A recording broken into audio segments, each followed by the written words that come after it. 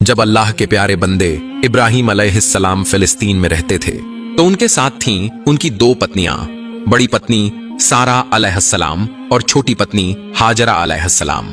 लेकिन उनके घर में कोई औलाद नहीं थी। वक्त गुजर रहा था, उम्र बढ़ रही थी, मगर घर में बच्चे की किलकारियां सुनाई नहीं दे रही थीं। इब्राहिम अलैहिस्सलाम ने हाथ उठा कर अल्लाह से दुआ मांगी, ऐ मेरे रब, तू तो सारे जहानों का मालिक है, अगर तू मुझे एक औलाद अता कर दे तो मैं उसे तेरे ही रास्ते में वक्फ कर दूंगा। कुछ ही वक्त बाद इब्राहिम अलैहिस्सलाम के पास एक खुशखबरी आई। अल्लाह ताला ने उन्हें बशारत दी, ऐ इब्राहिम, मैं तुझे एक नेक और सब्र करने वाला बेटा अता करने वाला हूँ। इब्राहिम अलैहिस्सलाम इस खबर से हैरान और बेहद खुश हुए। वो तुरंत हाजरा के पास गए और कहा, हाजरा, अल्लाह ने हमारी दुआ सुन ली है, वो हमें एक बेटा अता करेंगे। हाजरा की आंखें खुशी के आंसुओं से भीग गईं। उन्होंने उसी वक्त अल्लाह का शुक्र अदा किया। कुछ वक्त बाद इस्माइल अलैहिस्सलाम पैदा हुए।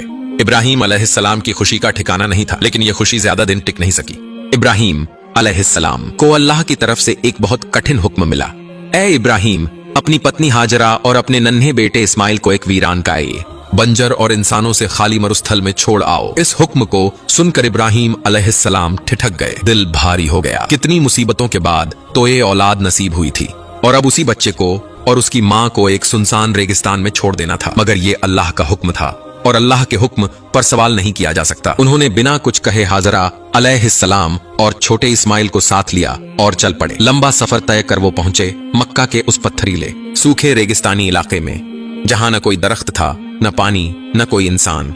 इब्राहिम अलैहिस्सलाम ने एक छोटे से पेड़ की छांव में हाजरा और इस्माइल को बैठाया, थोड़ा सा खाना और पानी दिया और चुपचाप वापस चलने लगे। पीछे से हाजरा अलैहिस्सलाम ने पुकारा, इब्राहिम, क्या आप हमें यहाँ अकेला छोड़कर जा रहे हैं? इब्राहिम अलैहिस्सलाम रुक गए, मगर कुछ बोले नहीं, सिर्फ सामने देखते रहे। हाजरा ने फिर सवाल किया, इब्राहिम, क्या ये अल्लाह का हुक्म है कि आप हमें यहाँ छोड़कर जा रहे हैं? इब्राहिम अलैहिस्सलाम ने आंखें बंद की और सिर हिलाकर हाँ में जवाब दिया। ये सुनकर हाजरा के चेहरे पर एक अजीब सुकून छा गया। उन्होंने कहा, अगर ये अल्लाह का हुक्म है तो फिर यकीनन अल्लाह हमें कभी झाया नहीं करेगा, वो हमारी हिफाजत करेगा। इब्राहिम अलैहिस्सलाम कुछ नहीं बोले, बस चुपचाप आगे बढ़ते रहे। कुछ दूर जाकर रुक गए, फिर उन्होंने आसमान की तरफ देखा, दोनों हाथ उठाए और दुआ करने लगे, ऐ मेरे रब, मैंने अपनी औलाद को एक ऐसी घाटी में छोड़ आया हूं जहां कोई खेती नहीं होती। ऐ मेरे रब, बस इतना चाहता हूं कि वे यहां तेरा नाम लें, तेरी इबादत करें, यहां नमाज कायम करें। तू लोगों के दिलों को इनकी तरफ झुका दे और इन्हें अपनी रहमत से रोजी अता कर ताकि ये तेरा शुक्र अदा कर सके। इब्राहिम अलैहिस्सलाम की आंखों से आंसू बह रहे थे। उस दुआ में एक बाप का दर्द, अल्लाह पर यकीन और औलाद के लिए ममता, सब कुछ था। उधर एक चमत्कार होने वाला था। छोटा सा बच्चा इस्माइल अलैहिस्सलाम प्यास से रो रहा था।